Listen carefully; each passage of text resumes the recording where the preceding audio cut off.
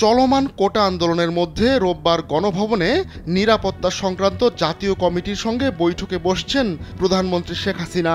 এদিন বেলা 11টায় প্রধানমন্ত্রীর সভাপতিত্বে এই বৈঠক অনুষ্ঠিত হবে। নিরাপত্তা সংক্রান্ত জাতীয় কমিটি বাংলাদেশ সরকারের জাতীয় নিরাপত্তা সম্পর্কিত সর্বোচ্চ নীতি নির্ধারণী কর্তৃপক্ষ। কমিটিতে 27 জন সদস্য রয়েছে। বৈঠকে 27 সদস্যের কমিটির সব সদস্য স্বরাষ্ট্র, তথ্য, আইন, অর্থ, পররাষ্ট্র, পরিকল্পনা, শিল্প, বাণিজ্য, মন্ত্রিপরিষদ সচিব, প্রধানমন্ত্রীর কার্যালয়ের মুখ্য সচিব এবং সেনাবাহিনী, বিমান বাহিনী ও নৌবাহিনীর প্রধানদের এ বৈঠকে উপস্থিত থাকতে বলা হয়েছে।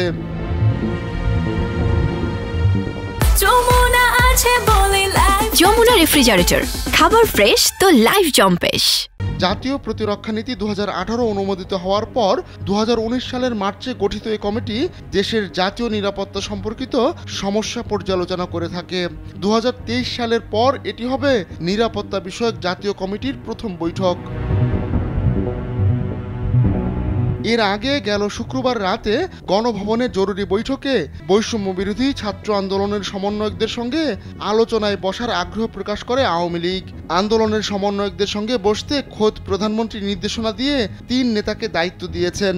আওয়ামী লীগের সভাপতি মণ্ডলীর সদস্য অ্যাডভোকেট জাহাঙ্গীর কবির নানক, যুগ্ম সাধারণ সম্পাদক মাহবুবুল আলম হানিফ ও কৃষিবিদ আফম বাহাউদ্দিন নাসিমকে এ দায়িত্ব দেওয়া হয়েছে।